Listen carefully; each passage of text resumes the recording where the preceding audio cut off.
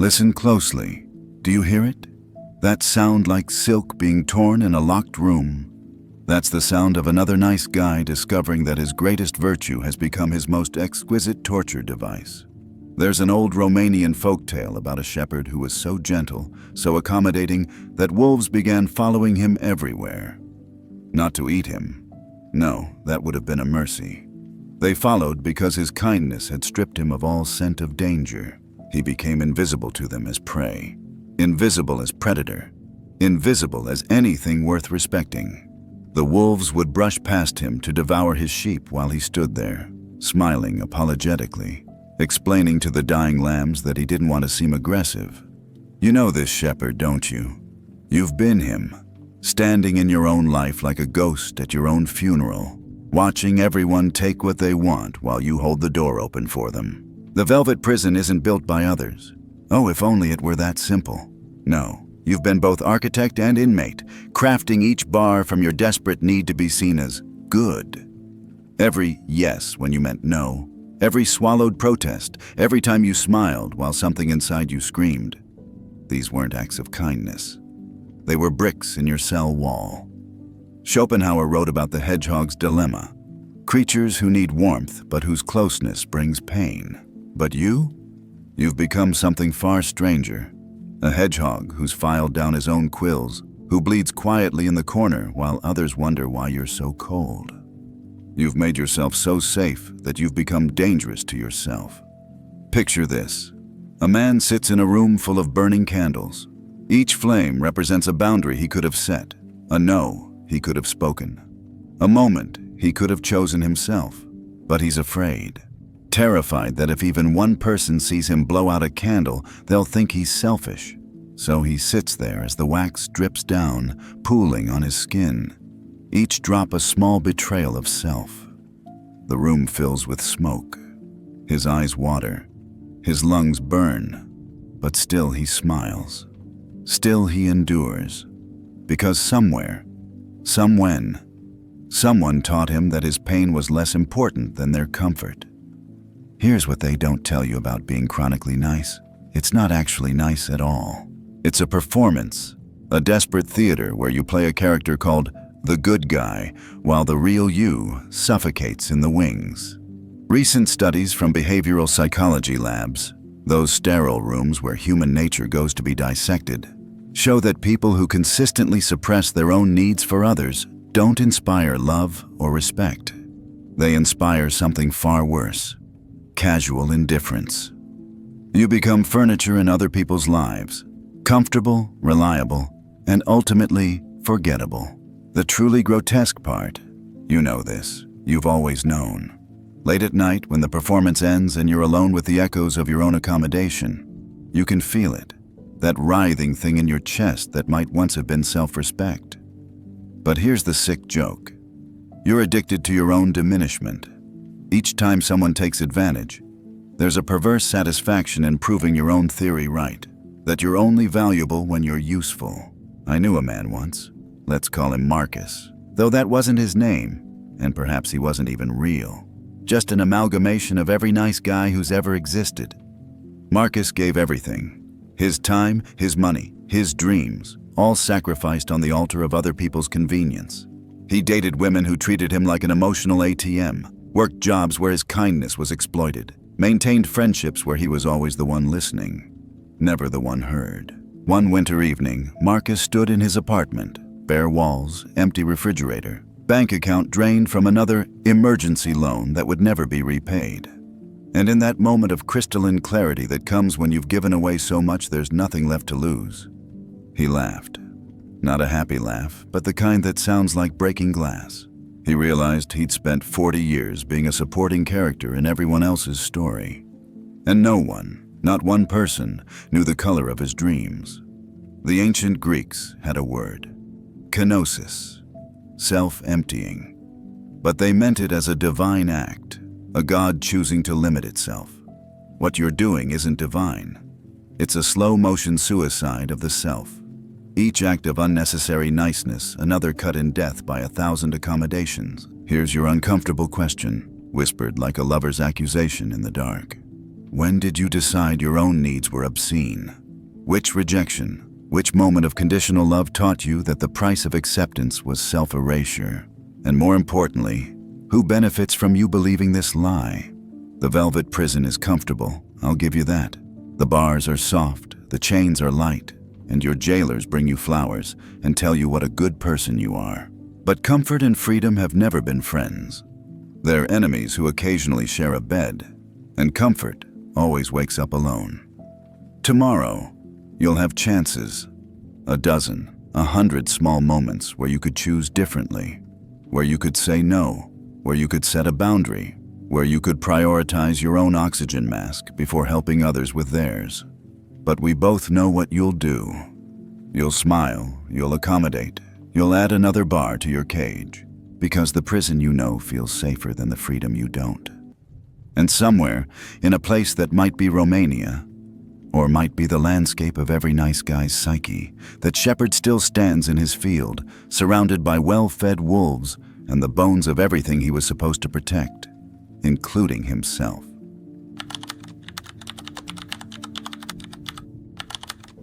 How virtue became a currency that purchases nothing but contempt. There's a painting I once saw in a dream, or was it a dream of a painting, where a man stood before a cosmic vending machine, feeding it coins made of his own crystallized tears. Each coin clinked with the sound of a good deed done, a kindness performed, a sacrifice made. The machine's display showed only one item: love, price, everything you are plus tax. And still the man kept feeding it coins, even as the machine's gears ground to dust, even as rust ate through its metal skin, even as it became clear that this machine had been broken since before time began. You've been standing at that machine, haven't you? Feeding it the currency of your niceness, waiting for it to finally dispense what you've earned. After all, that's how the world works, isn't it? Good in, good out. Karma's clean mathematics. The universe is fair exchange. Let me tell you a secret that will taste like poison until you learn to metabolize it. The universe isn't a bank. It doesn't keep ledgers. Your kindness isn't an investment. It's just kindness. And the moment it becomes an investment, it stops being kindness and becomes manipulation dressed in a saint's clothing. In 2024, researchers studying relationship dynamics discovered something deliciously cruel. People who approach relationships with a deserving mindset, those who believe their good behavior should naturally result in romantic success, activate the same neural pathways associated with entitlement and resentment. The brain literally cannot tell the difference between a nice guy keeping score and a narcissist demanding tribute. Both are performing transactions in a currency that doesn't exist. But here's where it gets truly grotesque. You're not just wrong about the rules of the game. You're playing a game that was never being played at all. Picture a medieval marketplace, thick with the smell of rotting vegetables and human desperation. A merchant stands there day after day, trying to sell empty boxes labeled good person points. He shouts about their value, creates elaborate displays, writes testimonials from satisfied customers who don't exist. The crowd flows past. Occasionally, someone stops to pat him on the head and tell him what nice boxes he has. But no one buys. No one ever buys. Because everyone else is trading in a different currency altogether. The currency of authentic desire, genuine connection, mutual choosing. And there he stands, growing old among his worthless wares, cursing the stupid world that doesn't recognize the value of empty boxes. Kierkegaard wrote about the sickness unto death. Not physical death, but the death that comes from living in denial of what you really are. You've been sick with the fever of deservingness, sweating out the belief that if you just accumulate enough nice guy tokens, the universe will finally pay out. But the universe isn't withholding payment. It simply doesn't recognize your currency. Consider the Japanese folk tale of the crane wife. A man saves a crane, and it transforms into a woman who marries him. She weaves beautiful cloth that makes them wealthy, but only on the condition that he never watch her work. Of course, he eventually does, discovering she's been plucking her own feathers to weave the cloth, destroying herself for his benefit. She leaves him forever, not because he broke a promise, but because their entire relationship was built on her self-destruction masquerading as gift-giving. You are both the crane and the man in this story. You're plucking your own feathers, weaving them into elaborate displays of niceness, then wondering why everyone who receives them looks vaguely horrified. They can see the blood on the fabric. They can smell the desperation in the weave. Your gifts come with invisible price tags that read, "You owe me love for this." Here's what the truly magnetic people understand that you don't. Attraction isn't a meritocracy. Love isn't a reward for good behavior. Desire doesn't give a damn about your moral report card. These forces operate on an entirely different physics, one of presence, authenticity, the courage to be disliked, the willingness to walk away. They're attracted to people who are complete without them, not to people who are auditioning for their approval. Last week, or last century, or in a future that's already past, a man told me this story. He'd spent 15 years being the perfect friend to a woman he loved. 15 years of midnight rescues, patient listening, thoughtful gifts. He knew her coffee order, her mother's birthday, the name of her childhood pet. He was the one she called when other men broke her heart.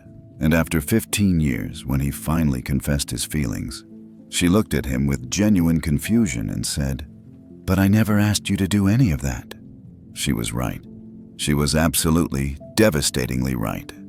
He'd been depositing coins in an account she never opened, in a bank that didn't exist, expecting interest on an investment she never solicited. His niceness wasn't nice. It was a long con where he was both the grifter and the mark.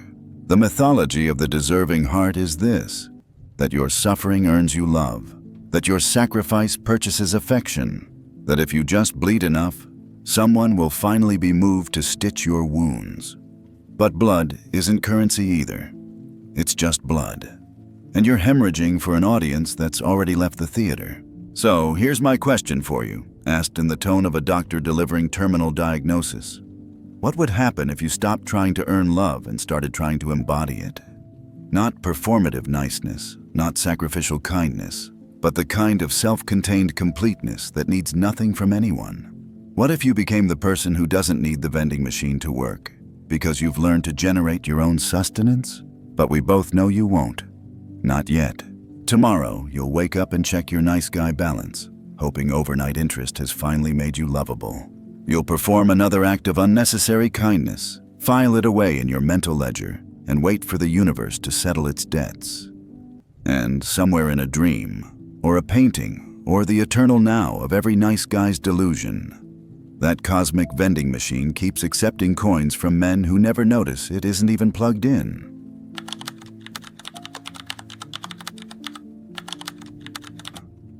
Why martyrdom feels like love when you've never known the real thing. Lean in closer. I want to whisper something obscene in your ear. Something that would make saints blush and demons nod knowingly. You're in love with your own suffering. Not the pain itself. You're not that honest. But with the story, it lets you tell. The narrative where you're the hero bleeding quietly in the corner. Too noble for this cruel world. Too pure for reciprocal affection. There's a moth species in Madagascar that evolved to drink the tears of sleeping birds. Think about that. Somewhere in the endless creativity of evolution, nature produced a creature that sustains itself on sorrow. But at least the moth is honest about its appetite. You've been drinking your own tears and calling it communion wine. I once found a letter in an antique shop, yellowed and foxed with age, though it might have been written yesterday or tomorrow, or in the eternal now of every man who's confused suffering with virtue. It read, "My darling, I have given you everything, my dreams, my dignity, my days. I have made myself small so you could feel tall. I have dimmed my light so yours could shine brighter. Why then, do you look at me with such disgust?" It was unsigned. Of course it was unsigned. It could have been written by any of us. The seduction begins early, doesn't it? Maybe your mother told you that love means sacrifice. Maybe your father demonstrated that a man's worth is measured in what he endures. Maybe the movies taught you that the more you suffer for someone, the more cosmic points you earn toward your eventual happy ending. And so you learn to associate love with pain, connection with depletion, intimacy with self-erasure. But here's the delicious irony that would make Nietzsche cackle in his grave. Your martyrdom isn't just unattractive, it's actively repulsive. Recent psychological studies on attraction show that self-sacrifice triggers the same disgust response as weakness in potential partners. We're still primates, you see, still wired to be attracted to strength, vitality, self-possession. Your bleeding heart isn't romantic, it's a biohazard warning. Let me paint you a scene. A man kneels in a cathedral made of his own ribs, praying to a god constructed from rejection letters. The stained glass windows tell the story of every time he chose someone else's happiness over his own. The altar is built from moments he could have said no but didn't. And there he kneels, day after day, waiting for someone to be moved by the beauty of his unnecessary suffering.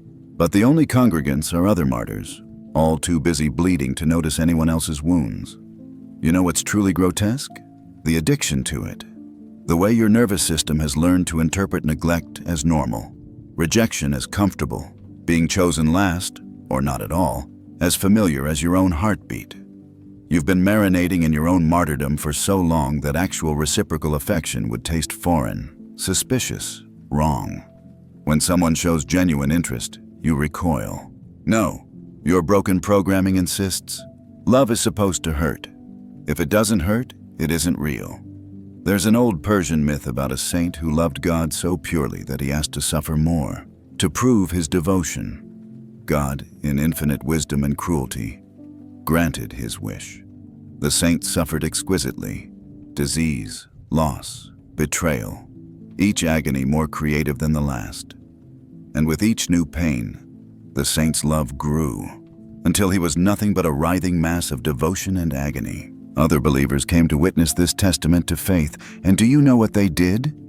They ran. They ran because they recognized something horrible. The saint was no longer loving God. He was loving his own suffering. He had become an Ouroboros of pain, forever consuming and regenerating his own wounds. You are this saint, except your God is the fantasy of eventual recognition. One day, you tell yourself, someone will see how much I've suffered for love and be moved to love me back. But suffering isn't a resume. Pain isn't a qualification. And the kind of person who would be attracted to your wounds isn't someone who wants to heal them. It's someone who wants to create more. Here's what they don't teach in the nice guy seminary. Healthy people are attracted to other healthy people. Whole people seek other whole people. The broken seeking the broken creates not a relationship, but a trauma bond. Two people using each other as bandages for wounds that need air to heal. But oh, how seductive the crucifixion. How romantic the thorns. There's a sick pleasure in being misunderstood, unappreciated, overlooked. It confirms your deepest suspicion, that you're too good for this world, too pure for its crude affections. You get to be both victim and hero in your own passion play, forever dying for sins that were never yours to atone for. Listen, do you hear that sound? Like nails being driven into wood?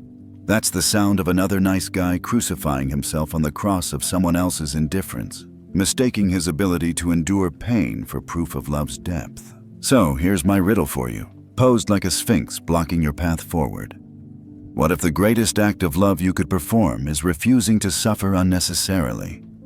What if your salvation lies not in being chosen despite your martyrdom, but in putting down the cross entirely and walking away whole? But you won't drop it, will you? Not today. The weight is too familiar. The splinters too much a part of your identity. Tomorrow you'll find new ways to bleed, new altars on which to lay your unnecessary sacrifices. Because somewhere deep in your programming is the belief that love without suffering is just friendship. And you'd rather be a martyr than a friend. In the end, the moths of Madagascar at least provide a service, cleaning the faces of sleeping birds. But you create the tears you drink, an endless cycle of unnecessary sorrow that feeds nothing but itself.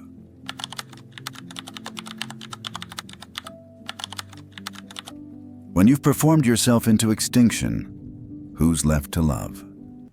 Once upon a time that never was, in a city that exists only at 3 a.m. in the minds of the sleepless, there lived a man who became so good at being what others wanted that he forgot he'd ever been anything else.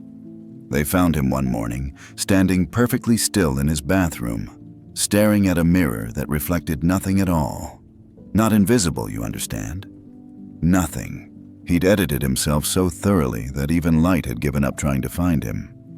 But you already know this story, don't you? You've been standing at that mirror every morning, watching yourself fade a little more with each performance, each accommodation, each time you swallowed your truth to speak someone else's comfort. The human brain, that 3-pound universe of electrical storms and chemical tides, has a peculiar quirk. It can't sustain a performance indefinitely without beginning to believe it. Psychologists call it identity diffusion, when the mask wears the face so long that meat and porcelain become indistinguishable. But I prefer the older term, soul death, the quiet apocalypse where you become the ghost haunting your own life. Here's a game that's not a game. Try to remember the last opinion you held that might make someone uncomfortable, the last preference you expressed without first checking the room's temperature, the last time you said, "I want," without immediately following it with, "But it's okay if you don't." Can't remember? That's because you've been playing a character so long you've forgotten it's a role. In Japanese no theater, there's a tradition. The actor must become so empty that the mask can fill them completely. But those performers know something you don't. At the end of the show, they take the mask off. You've super-glued yours to your skull, and now you're surprised that kissing feels like pressing ceramic against flesh. I knew a man, or maybe I dreamed him, or maybe he's reading this right now, who kept a journal of every time he chose someone else's preference over his own. Small things at first, their restaurant over his, their movie instead of his choice, laughing at jokes he didn't find funny. The journal grew. Years passed. One day he opened it to find that between those lines of compromise, he'd written his own erasure. The pages were full but somehow empty, like a book written in invisible ink that never existed. The science is merciless in its clarity. People who consistently suppress their authentic selves show the same neurological patterns as those experiencing depersonalization disorder. Your brain literally begins to process yourself as other, as strange, as not quite real. You become uncanny valley to your own perception, almost human, but something essentially off, essentially absent. But here's the sick cosmic joke. While you're so busy being what you think others want, you're denying them the one thing they actually need, a real person to connect with. You offer them a hologram, a careful construction of pleasantness and accommodation, then wonder why their hands pass through you without finding purchase. You can't be loved if you're not there to receive it. Consider this delicious paradox. In your desperate desire to be chosen, you've made yourself unchoosable. You're like a restaurant that changes its entire menu based on each customer's perceived desires, never realizing that people come to restaurants for the chef's vision, not their own reflection in culinary form. There's a Sufi teaching about a stream that was afraid to cross the desert, fearing it would disappear. The desert whispered, "You cannot cross as you are. Let the wind carry you as vapor, and you'll fall as rain on the other side, still yourself but transformed." But you've been evaporating without the promise of rain, dissipating into nothing without the journey that gives dissolution meaning. Last night, in dreams or memory or the space between, I watched a man practice conversations in his mirror, not to improve his communication, but to perfect his invisibility. "How are you?" the reflection asked. "However you need me to be," he replied, and his image flickered like a candle in wind. He practiced until every response was perfectly calibrated to create no ripples, leave no impression, demand no space. He practiced until even his reflection gave up and went to find someone more interesting to reflect. The ancient Greeks had a word, kenophobia, the fear of the void. But you've developed something stranger, kenophilia, a love of your own emptiness. It feels safe, doesn't it? If you're nothing, you can't be rejected. If you have no opinions, you can't be wrong. If you want nothing, you can't be disappointed. But here's what the gods knew that you don't. The void doesn't love back. So here's your question, delivered like a summons to a court where you're both defendant and prosecutor. When you finally meet someone who says, "I love you," which you are they claiming to love? The performance, the absence, the careful nothing you've cultivated where a personality should be, and more terrifying still, would you even recognize authentic love if it arrived? Or would you reshape yourself into what you think it wants, thereby destroying the very thing that drew it to you? Tomorrow, you'll wake up and check that mirror again, looking for signs of yourself like a detective investigating their own disappearance. You might see a flicker, a ghost of who you were before the great erasure. But we both know what you'll do. You'll smooth it away, polish the surface clean, make sure nothing as inconvenient as a self disturbs the reflection. And somewhere in a bathroom in a city that only exists at 3 a.m., a man still stands before a mirror that reflects nothing at all, perfect in his invisibility, beloved by no one, especially not himself.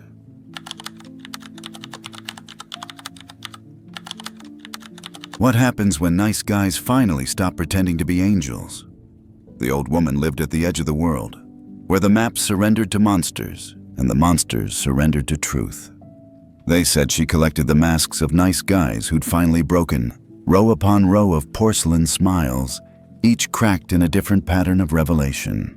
When the wind blew through her cottage, the masks would sing a song that sounded like laughter and screaming, and the first breath of someone who'd been drowning for decades. I visited her once, or will visit her, or am visiting her now in the eternal present of every nice guy's potential awakening. She served tea that tasted like regret and honey, and she told me this: they always come here eventually, the ones who finally shatter, always at night, always bleeding from wounds no one else can see. They think they're dying, but they're being born. The nice guy must die for the man to live. And oh, how they fight it, how they cling to their cages even as the doors swing open. She was right. The most terrifying moment in any nice guy's life isn't rejection or abandonment or even loneliness. It's the moment he realizes he has permission to stop, permission to disappoint, permission to be disliked, permission to exist without apology. It feels like death because it is death, the death of everything false you've built your identity upon. But here's what they don't tell you about resurrection. It hurts worse than crucifixion. There's a species of snake that must shed its skin to grow. But first, it goes blind. Its eyes cloud over with milky film, and for days it lives in darkness, vulnerable and disoriented, rubbing against rough surfaces to peel away what no longer serves. Nature demands this temporary blindness, this voluntary vulnerability, as the price of transformation. You've been avoiding your shedding season for so long that you're suffocating in skin that stopped fitting years ago. A psychological study from 2024 followed men who underwent what researchers called radical authenticity shifts. Nice guys who finally, fundamentally, stopped performing niceness. The brain scans were fascinating. Neural pathways associated with chronic stress began to dissolve. New connections formed in regions linked to self-assertion and genuine contentment. But first came what subjects universally described as the terror period. Weeks or months of feeling like they were free-falling without a net, unmoored from the only identity they'd known. Let me tell you what happens when a nice guy finally breaks. First comes the rage. Not the clean, purposeful anger of boundary setting, but the accumulated fury of 1,000 swallowed no's erupting like a volcano that's been dormant too long. You'll say things you've been thinking for years. You'll burn bridges that needed burning. You'll be called selfish, cruel, not yourself. And they'll be right. You're not yourself. You're becoming yourself. Then comes the void. Without your performance to fill the days, without others' needs to define your worth, you'll face the terrifying question, who am I when I'm not being useful? The answer might be, I don't know. And that not knowing is the holiest ground you'll ever stand on. Some men fill this void immediately, with aggressive overcompensation, becoming assholes instead of nice guys, swinging from one performance to another. But the ones who sit with the emptiness, who resist the urge to fill it with another false self, discover something magnificent. Underneath all that niceness was a person. Flawed, certainly. Selfish, sometimes. But real. So blazingly, unapologetically real that others either flee or draw closer, magnetized by the gravitational pull of authentic presence. I watched a man, let's call him Phoenix, though he'd hate the melodrama, go through this transformation. For 43 years, he'd been everyone's emotional support animal. Then, one Tuesday, it's always a Tuesday when the universe decides to shake things up, he woke up and couldn't do it anymore. Physically, couldn't. His body rejected niceness like an organ transplant gone wrong. He lost friends, the ones who'd grown comfortable with his accommodation. He lost relationships, the ones built on his self-sacrifice. He lost his reputation as the good guy. But here's what he gained: the ability to sit alone in a room without feeling like he should be helping someone. The capacity to state a preference without apology. The strange new pleasure of disappointing people and surviving it. Most remarkably, he discovered that the people who remained, and the new ones who arrived, didn't love him despite his flaws and boundaries. They loved him because of them. His roughness gave them permission to be rough. His selfishness allowed them to be selfish. His humanity invited their humanity. Nietzsche wrote, "One must still have chaos in oneself to be able to give birth to a dancing star." You've been so busy maintaining order, keeping peace, smoothing surfaces, that you've forgotten the holy necessity of chaos. The nice guy is pure order, predictable, stable, boring as death. But the man you're becoming? He's chaos and order dancing together, sometimes stepping on toes, sometimes creating beauty that makes angels weep. Here's your final question, asked not as a whisper or accusation, but as an invitation to revolution. What would you do tomorrow if you knew, truly knew, that your worth wasn't determined by your usefulness? What boundaries would you set? What truths would you speak? What parts of yourself would you finally allow to breathe? The old woman at the edge of the world is waiting. Her collection of masks is vast, but not complete. Yours would fit nicely on the wall, cracked in its own unique pattern, singing its own song of liberation. She's patient. She knows that every nice guy eventually faces the choice: evolve or remain extinct. And somewhere, in a future you're already walking toward, there's a version of you that people describe not as nice, but as real. Not as good, but as whole. Not as selfless, but as self-possessed. He's terrifying in his completeness, magnetic in his indifference to being magnetic. But first, you have to die. The nice guy has to breathe his last accommodating breath. It's time, isn't it? You can feel it in your bones, this readiness for resurrection. The mask is cracking, the performance is ending, and on the other side of this necessary death, life. Messy, selfish, boundaried, real, disappointing, electric life. Welcome to your damnation. It's going to feel like salvation.